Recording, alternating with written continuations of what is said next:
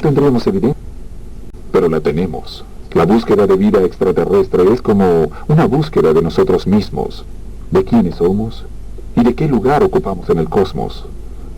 Lo cierto es que algo se está viendo desde el más allá.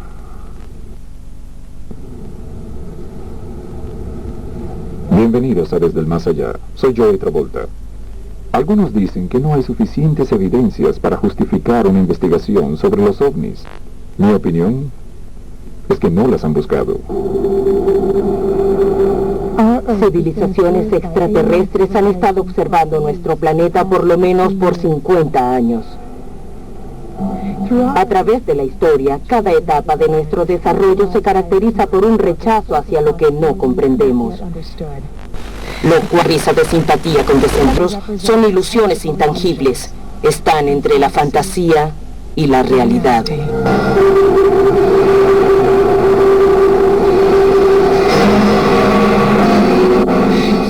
Hace 400 años se pensaba que la Tierra era el centro físico del universo. Nicolás Copérnico y luego Galileo desafiaron esta creencia al sugerir que el Sol era el centro. Ya pasaron 200 años antes de que las observaciones estelares de William Herschel y luego la clasificación de las galaxias de Edward Hubble pusieran a nuestro Sol como una estrella insignificante entre billones. No fue sino hasta entonces que comenzamos a imaginar el lugar que ocupamos dentro de un cosmos tan grande que no lo logramos comprender.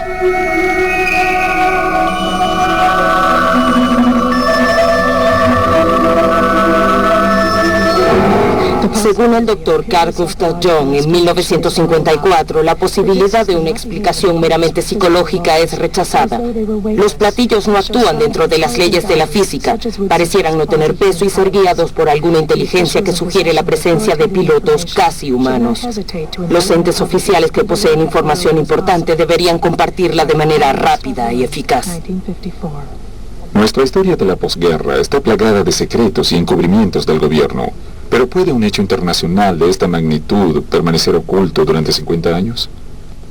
El 8 de julio de 1947, la Fuerza Aérea estadounidense retiró toda evidencia de uno de los hechos más insólitos en los anales de la historia. La historia de Roswell comienza el 26 de junio de 1900 física, pero la tenemos. La búsqueda de vida extraterrestre es como una búsqueda de nosotros mismos, de quiénes somos y de qué lugar ocupamos en el cosmos. Lo cierto es que algo se está viendo desde el más allá.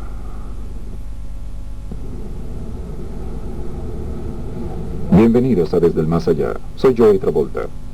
Algunos dicen que no hay suficientes evidencias para justificar una investigación sobre los ovnis. Mi opinión es que no las han buscado. Civilizaciones extraterrestres han estado observando nuestro planeta por lo menos por 50 años. A través de la historia, cada etapa de nuestro desarrollo se caracteriza por un rechazo hacia lo que no comprendemos. Lo cual probablemente sea harturas generaciones con una sonrisa de simpatía condescendiente. Son ilusiones intangibles. Están entre la fantasía y la realidad.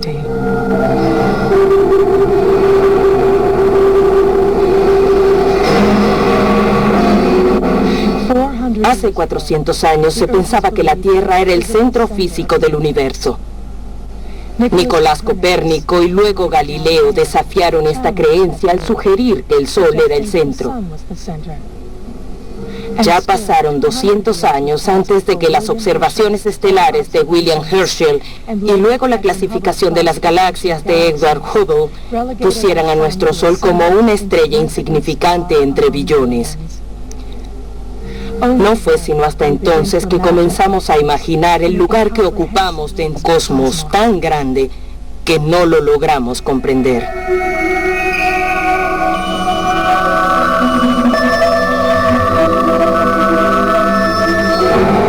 Según el Dr. Carl Gustav Jung, en 1954, la posibilidad de una explicación psicológica es rechazada. Los platillos no actúan dentro de la física,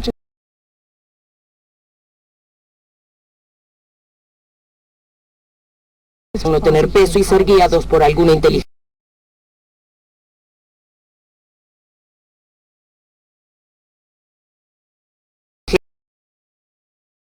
Sugiere la presencia de pilotos casi humanos. Los entes oficiales que poseen información importante deberían compartirla de manera rápida y eficaz. Pero ¿puede un hecho internacional de esta magnitud 30 años?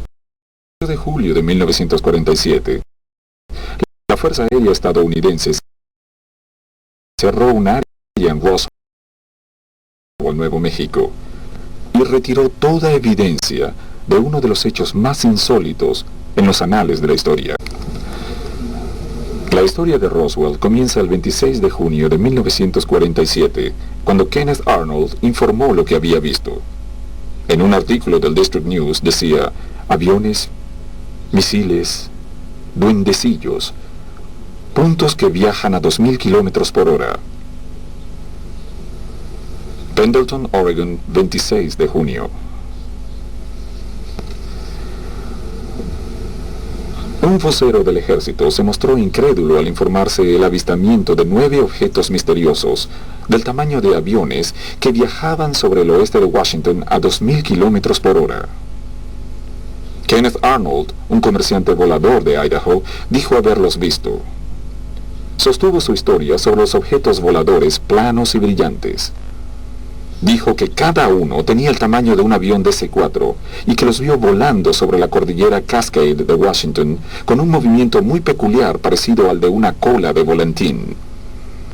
En Washington, D.C., un vocero del ejército comentó: no conocemos nada que vuele tan rápido, con excepción del cohete V-2, que viaja a 5.600 kilómetros por hora, y a esa velocidad no podemos ni verlo.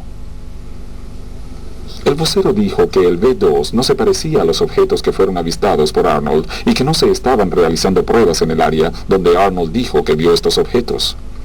Arnold describió los objetos como planos, como una cazuela y tan brillantes que reflejaban el sol como un espejo.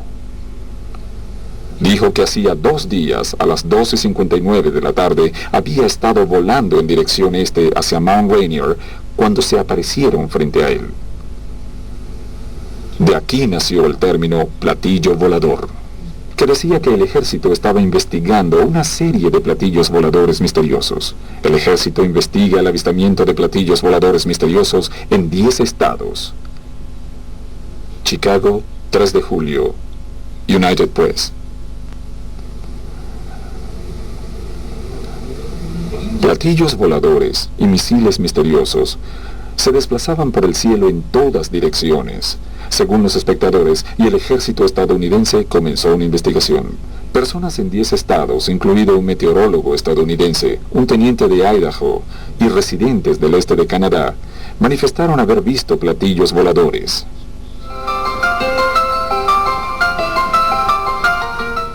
El avistamiento de los discos misteriosos, generalmente descritos como brillantes y muy veloces, mientras sobrevolaban el noroeste del Pacífico, fue informado por primera vez 10 días antes. Algunos sugirieron que nuestro ejército o algún otro ejército estaba probando un arma secreta. En Washington, los oficiales del ejército se rieron, pero luego comenzaron a tomar la información con más seriedad. Los discos fueron avistados sobre Oregon, Washington, California, Kentucky, Nuevo México, Idaho, Colorado, Carolina del Sur, Ohio, Texas y en el este del Canadá. El Centro de Investigaciones Aéreas de Wrightfield, Ohio, estaba estudiando las informaciones sobre los avistamientos y todos los entes de servicios de inteligencia trabajaban en el asunto. Los expertos del ejército sugirieron que algún civil estaba efectuando experimentos de algún tipo.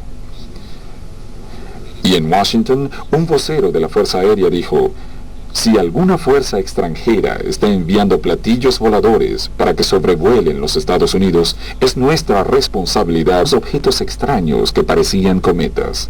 En Denver, Henry Martin y Walton Harry dijeron haber visto la noche anterior un grupo de objetos brillantes que volaban a unos 1500 metros. Martin dijo que parecían tapas de latas de café y se desplazaban hacia el sudeste. Un sargento de la Policía Estatal, David Mannerly, del comando del puente Golden Gate en San Francisco, dijo haber visto una docena de objetos metálicos y brillantes, del tamaño de un balón de fútbol americano sobre la bahía de San Francisco.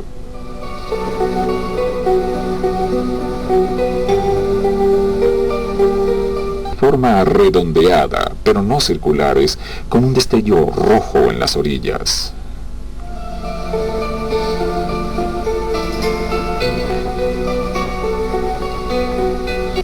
Un meteorólogo estadounidense, E. Unger, de Louisville, Kentucky, dijo haber visto un objeto circular volando el martes en la noche. Dijo que se movía a 160 kilómetros por hora y que desprendía una luz naranja.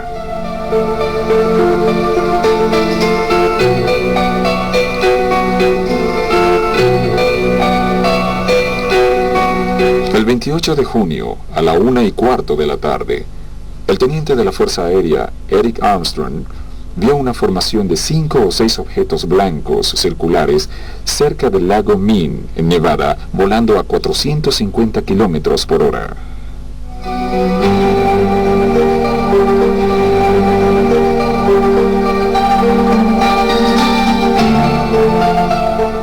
...22 de junio, 6 p.m. Un hombre vio un objeto de aluminio redondo y brillante volando a la velocidad de un avión.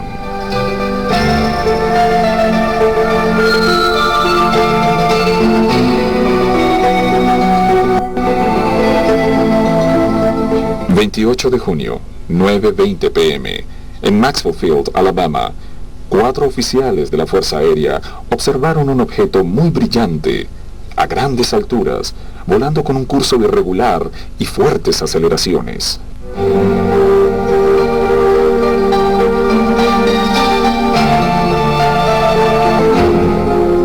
...29 de junio, 1:15 p.m. 24 kilómetros al noroeste de Las Cruces, Nuevo México. 4 civiles, entre ellos C.J. Zong, un especialista en misiles guiados, vieron un objeto en forma de disco volando hacia el norte a una gran velocidad.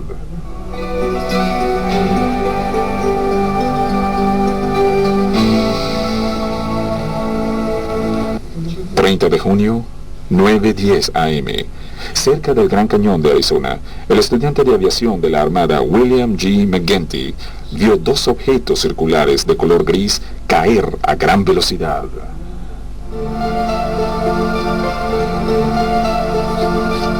Primero de julio, en Bakersfield, California, Richard Rankin, un aviador veterano y piloto acrobático, vio un grupo de objetos circulares a unos 560 kilómetros que volaban formados en V.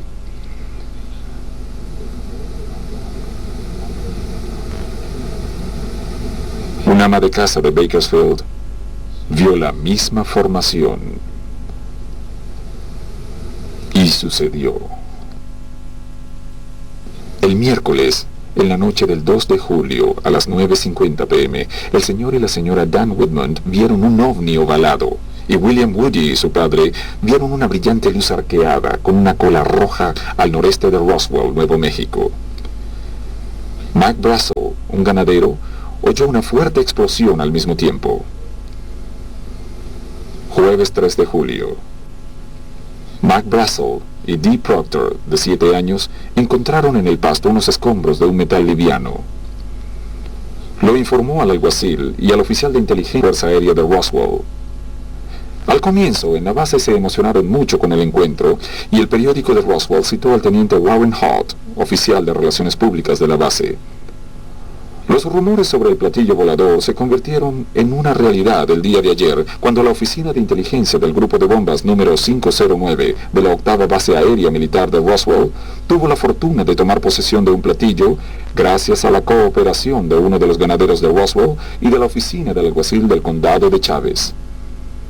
En la base los teléfonos sonaron sin cesar y el ejército envió soldados para recoger los escombros. Mundo continúa presentando desde el más allá.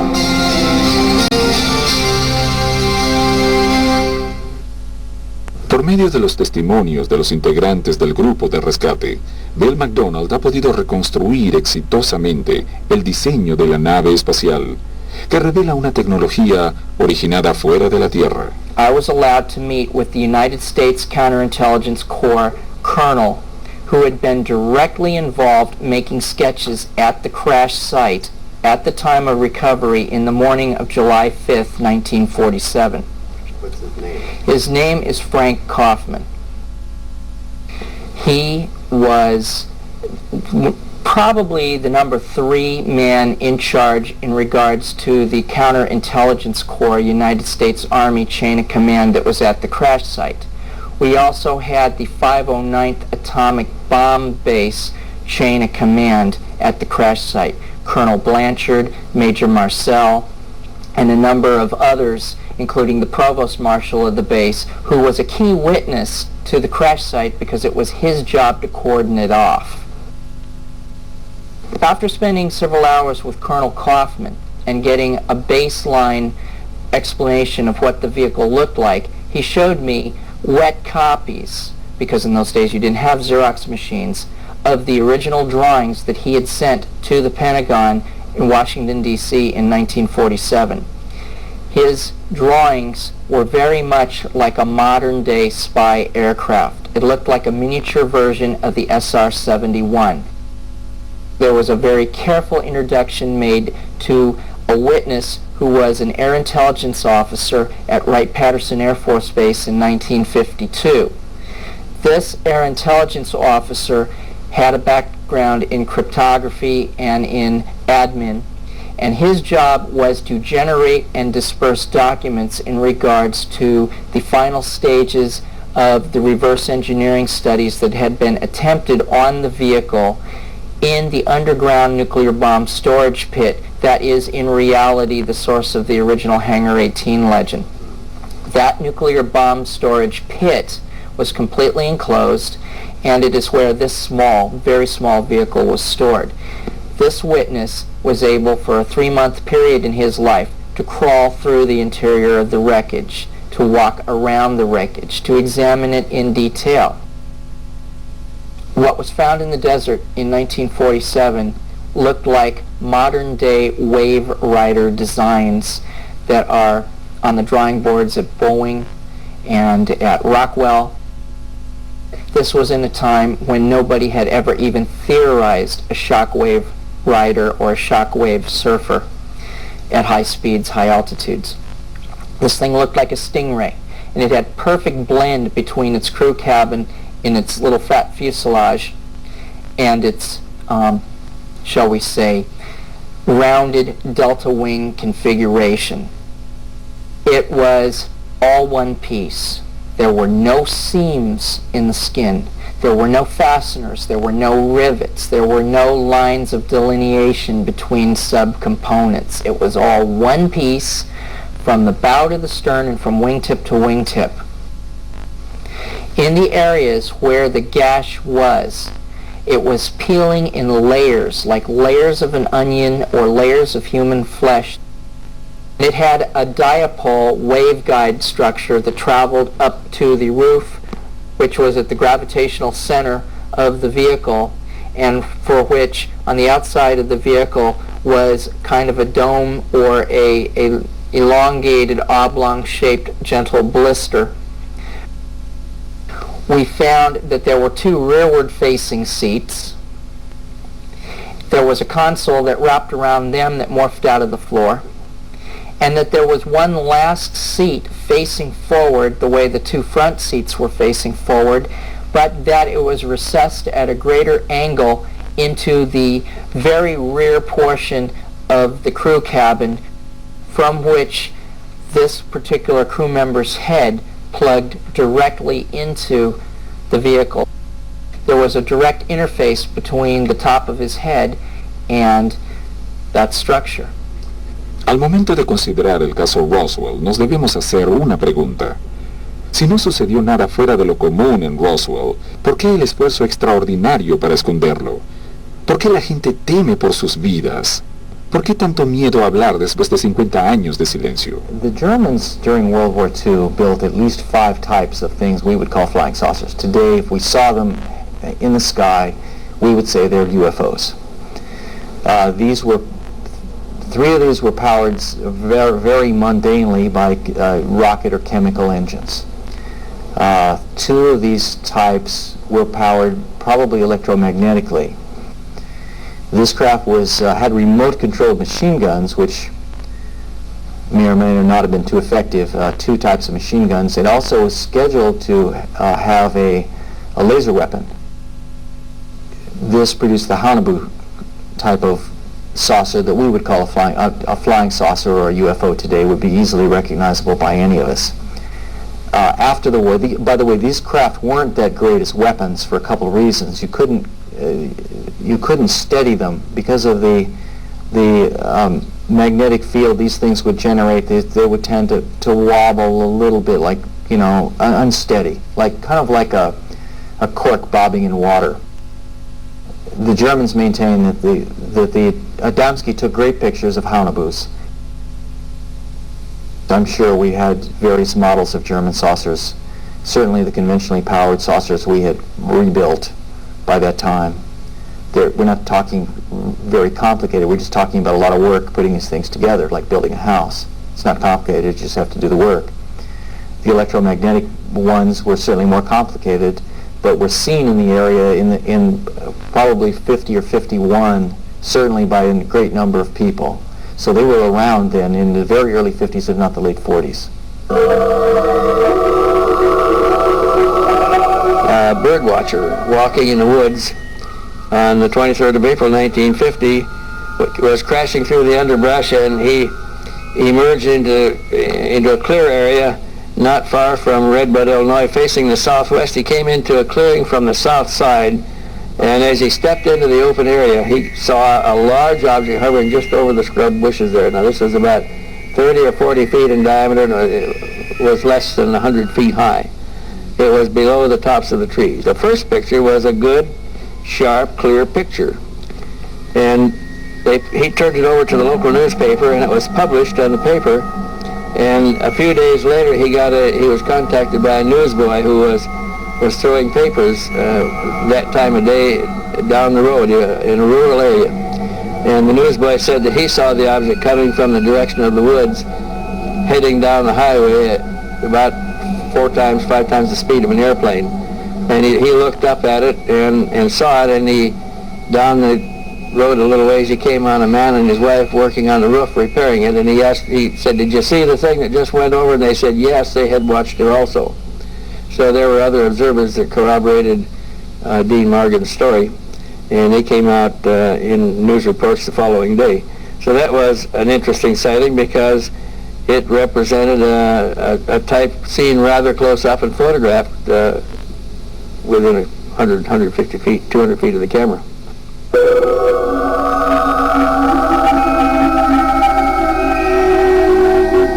The next one that got any real attention occurred on the 11th of May at about 7:30 in the early evening of 11 May 1952.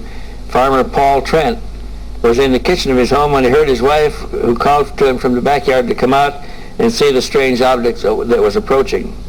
And he immediately ran for his folding camera and dashed outside to meet her. There against the low overcast sky, he saw a circular dome disc with a tower on top of the dome, a raised cupola. It was moving fairly slow.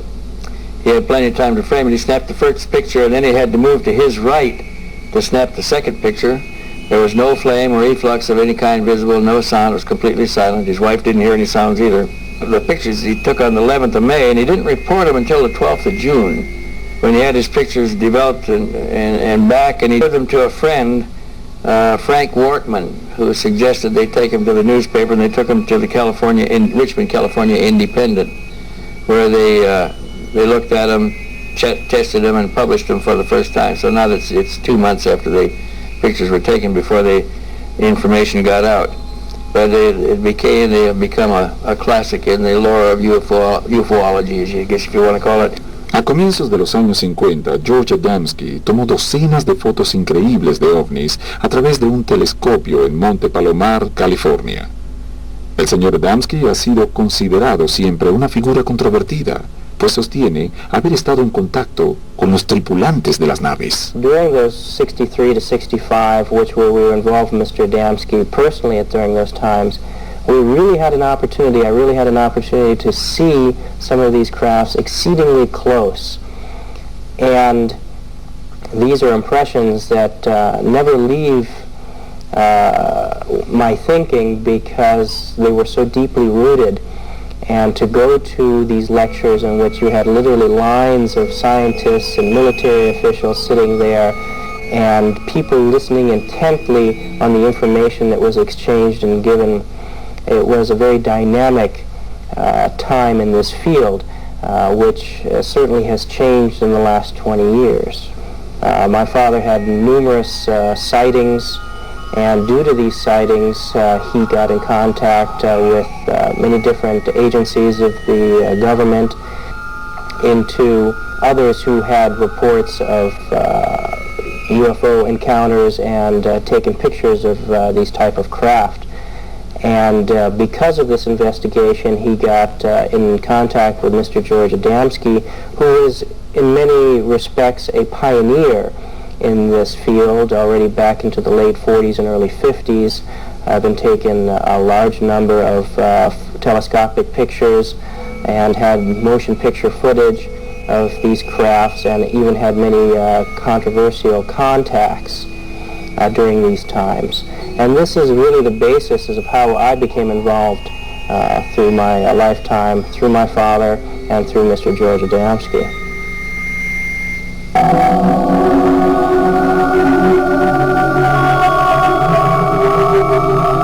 In this particular shot, we have a picture of a cigar-shaped craft with its propulsion system fully operational, so it looks like it's enveloped in a luminescent shield of fluctuating light.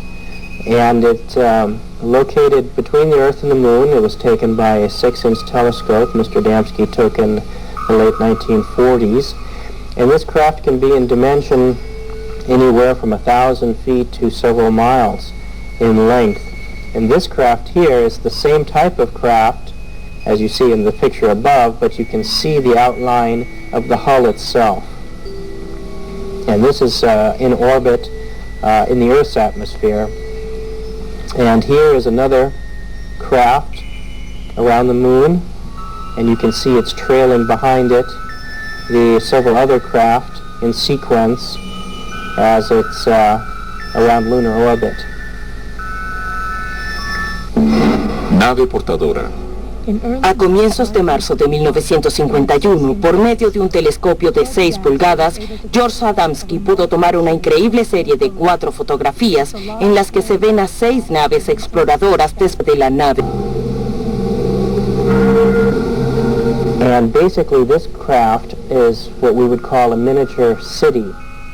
It is in an environment that is enclosed to itself, and these bell-shaped craft, like our aircraft on an aircraft carrier, are housed in this cigar-shaped craft, and so this is used for distance travel through long distances of space.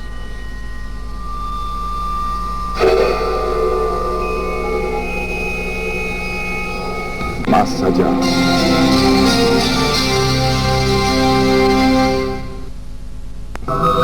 Filmación reciente.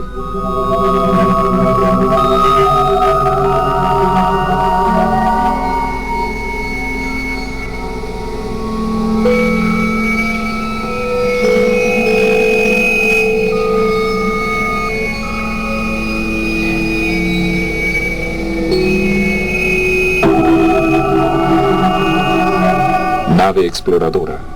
What we have here is a picture of the bell-shaped, the scout-shaped craft with the 3-ball condensers underneath it. The condensers are a means in which the polarity, the electromagnetic polarity, can be shifted direction, and it's set up triangularly, so by shifting polarity from this angle to this angle, the craft maneuvers in a 3-dimensional field. And around the outside of the the cabin area, there are three sets of 4 portholes, or 12, and that is common to all the scout crafts that have been photographed anywhere in the world, whether they are Adamski photographs or not. These craft operate on what we would call a pro-gravity field. They do not believe in fighting the principles and the forces of nature because they're far too strong. What they do is they believe in blending the in with those forces. And it's very much like you can jump against it and swim and expand a lot of energy, or you can turn around and let it carry you where it's going. And they follow the current electromagnetic energy planet for planet.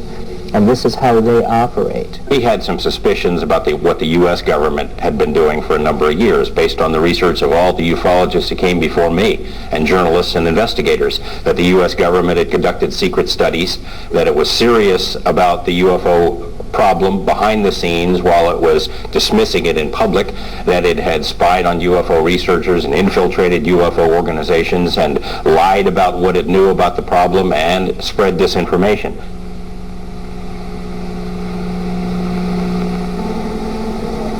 El interés público en los últimos años se ha centrado en un fenómeno llamado platillos voladores.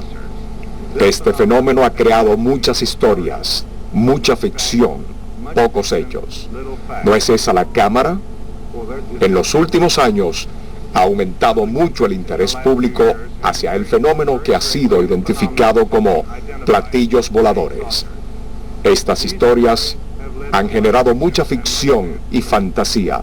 Me gustaría separar algunos hechos de la ficción que se han diseminado por todo el país. Estos mitos continuarán por meses e incluso por años. En los últimos 4 años, la Marina ha trabajado en un proyecto sobre los rayos cósmicos que da algo de credibilidad a estas historias. La Armada estadounidense explica el misterio de los platillos voladores. Mientras infla un inmenso globo a bordo del SS Norton Sound, la Armada se prepara para continuar los estudios sobre los evasivos rayos cósmicos en alguna parte del Pacífico. Esa es la noticia. Una segunda consideración aclara el misterio de los supuestos platillos voladores, pues son estos monstruos que se elevan y que alcanzan diámetros de casi 30 metros los que han sido confundidos con los llamados platillos voladores. Nos dicen que a grandes altitudes, estas alargadas enormidades se aplastan como platos. Fin del misterio. And if the U.S. government had gone to such lengths, it seemed only reasonable that perhaps the USSR, the world's other superpower, may have done the same thing. So we saw a window of opportunity, go to the USSR, go to Russia, dig up what they've got, and maybe we'd end up learning more about what America knows about UFOs from the Russians than we'd ever learn from the Americans. Hemos podido explicarlos como engaños, como aviones amistosos identificados erróneamente, como fenómenos meteorológicos o eléctricos, o como ligeras aberraciones. The most important person that we met was probably Colonel Boris Sokolov, who for 10 years commanded a nationwide, unprecedented UFO study. In his words, the Ministry of Defense order that had come down commanding all units in this vast Soviet military empire to cooperate with the study, in essence turned the USSR into one gigantic UFO listening post. It's a study of unprecedented size and scope, and one that could probably never be duplicated again since the USSR doesn't exist. Over that 10-year period, thousands and thousands and thousands of reports came pouring into Sokolov's office. 90 to 95% could be explained as conventional objects, rocket tests, missile tests, planes, planets, weather balloons, things of that nature. But Sokolov says there remains a core of cases, much like here in the U.S., a core of cases that could not be explained away. Those cases were studied by the Ministry of Defense for the specific purpose of trying to get a leg up on the United States in stealth technology. Sokolov said that the Russians could recognize that UFOs could do things we could not do. They appear on radar, but not visually, appear visually, but not on radar, appear, disappear, merge into one, split into two, take off at incredible speeds, perform incredible maneuvers. If they could duplicate that technology by studying UFOs, they would win the battle for stealth technology. So it was a very practical reason for their study. Pero Un porcentaje del volumen de estos avistamientos han sido referidos por observadores creíbles sobre cosas increíbles. When the private investigators, the UFO investigators in Brussels, went to the military officials, the officials were ready and willing and able to cooperate. And if we can find this level of cooperation in Belgium, we should be able to find this level of cooperation in America. This case involved photographs, credible analysis, photographic analysis of a 35 millimeter photograph that was taken from the ground, a nighttime shot of what appears to be a triangular airform with very bright lights, one at each corner of the triangle, and then a orange-red light pretty much at the center of the object as well. 2 books have been published by the UFO group in Belgium, in Brussels, documenting a great deal of the evidence, including eyewitness drawings and photographs and so forth, other evidence. This object was tracked at very high speed by the official military authorities, the Air Force. As a matter of fact, one of the leading Air Force officers at the time acknowledged that he could not explain what this phenomenon was. It remains unidentified. So once again, we have a foreign case, highly credible witnesses, photographic evidence, radar evidence, visual evidence, all correlating to the same space and time. I don't know what more evidence a scientist would want to take a look at. And to claim that there's no physical evidence is just, that's not true. Desde el comienzo del fenómeno OVNI, hace casi 50 años, si es que en realidad existen los platillos voladores, se cree que se originaron de una fuente extraterrestre. Pero cada día se multiplican las evidencias que ofrecen una explicación más terrestre. El Dr. Richard Haynes es un psicólogo fisiológico que ha llevado a cabo numerosos proyectos de investigación para el Centro de Investigación Ames de la NASA en San José, California. Uno de estos proyectos era el diseño de un plano de operaciones de investigación aproximada, un simulador de aterrizaje de la nave, lo cual a la larga asistirá a los astronautas de la base espacial Freedom para el aterrizaje de las naves visitantes. El interés del Dr. Haynes en el fenómeno OVNI comenzó 30 años atrás. Desde entonces, ha publicado varios libros sobre el tema. El más reciente es el Proyecto Delta, un estudio sobre varios avistamientos de OVNIs. The History Channel presenta por Mundo desde el más allá.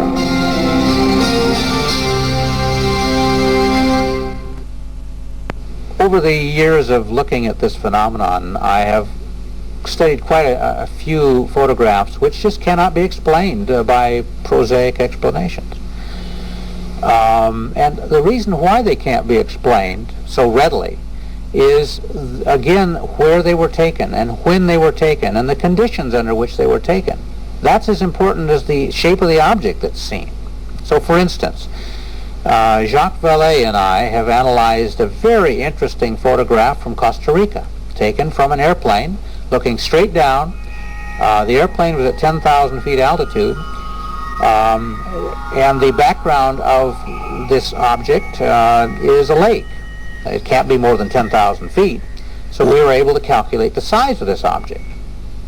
And what we find, based upon our analyses, is, I think, clearly a three-dimensional object, not a flat or two-plane object, with some very interesting symmetry in the surface structure, or the surface reflections, let's call it. In addition to that, I find 2 edges which are very smooth and continuous and parallel to each other, which think of a penny kind of seen at an angle. The 2 sides of the edges are rather smooth, relative, and parallel to each other.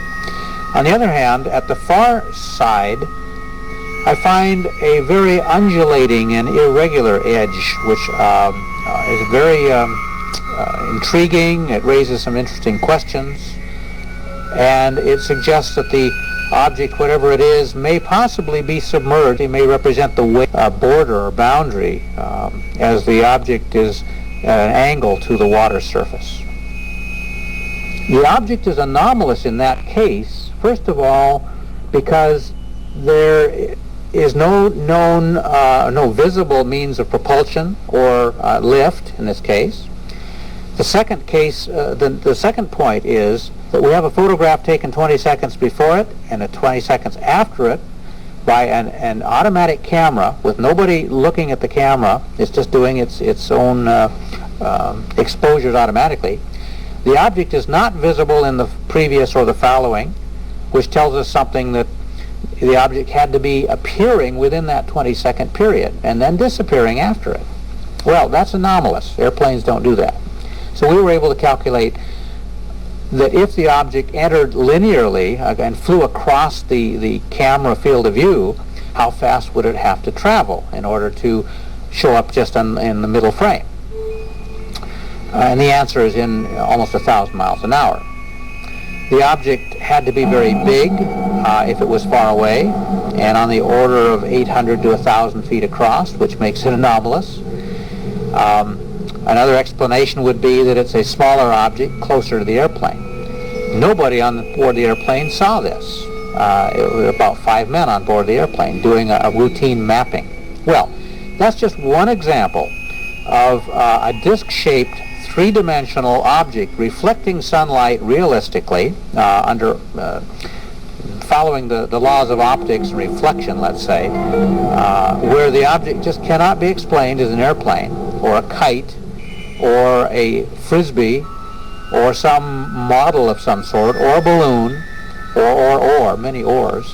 And after exploring all these options and doing the analysis, we're left with a UFO, an unidentified flying object.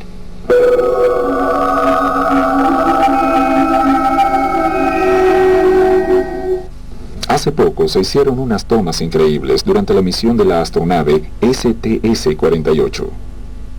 Según la NASA, los objetos que verán a continuación son partículas de hielo en el aire. Pero según estudios científicos, estos objetos son naves tripuladas por seres alienígenos más inteligentes que nosotros. T-10 segundos. 9, 8, 7. Enciendan el motor principal. Está encendido. 3, 2, 1, 0. Despegue de la astronave Discovery y el Centro de Investigaciones Atmosféricas 7 para estudiar el ambiente terrestre desde el espacio. Roger roll a Discovery. Controlando ahora el vuelo del Discovery. El 15 de septiembre de 1991 se grabaron en video desde la astronave Discovery varios objetos anómalos que se movían en trayectorias poco usuales.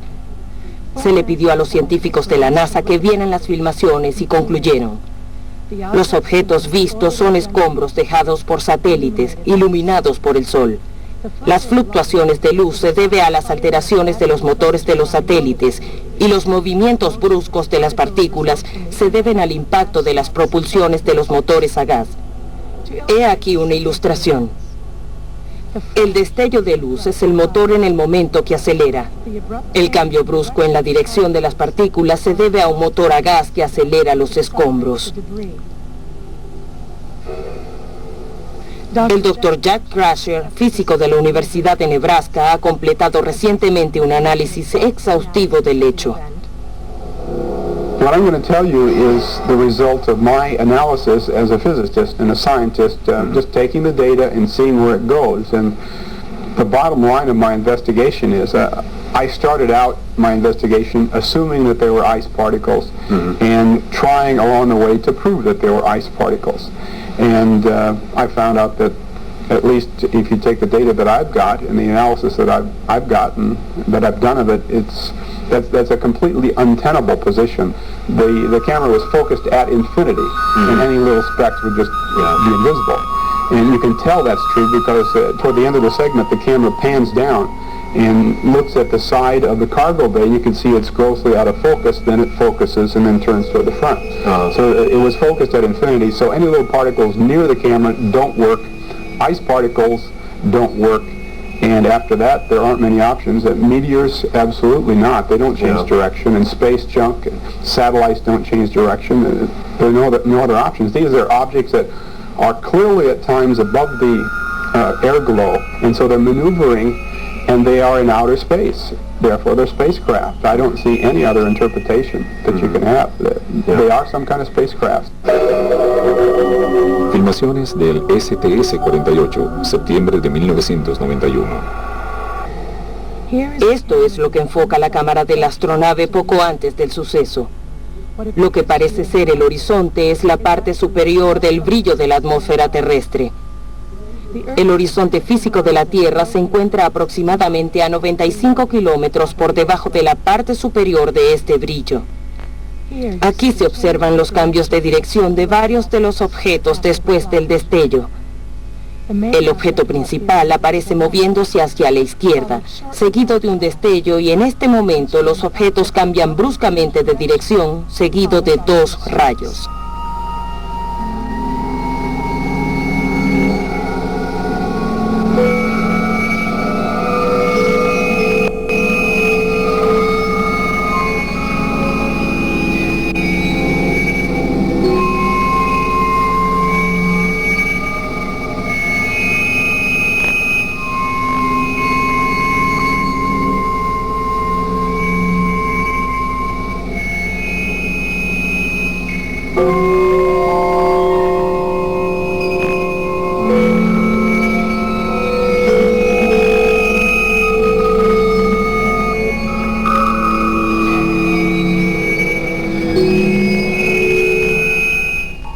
Este es un acercamiento de la misma secuencia. Hacia la derecha se muestran varios objetos en el momento del destello.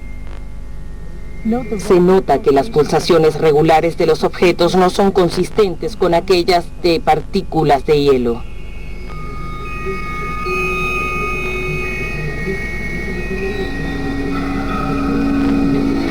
Poco después, la cámara enfoca la parte de la astronave. La sacudida se debe al movimiento de la cámara.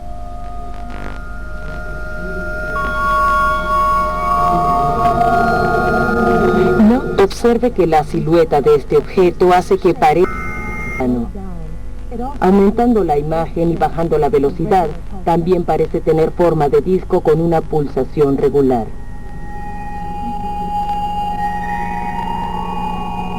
Once again, my analysis is a scientific one that at least satisfies me that those objects were not ice particles. And beyond that, we're all in the same boat together because we're speculating, and I have no evidence to prove what one was or the other, or whether one explanation works or the other, but it opens up the door, it opens up the can of worms to discussing some of these questions. Ninguna evidencia hasta el momento es decisiva, pero quizás nos da una pista. Los orbitadores mantienen la mente abierta.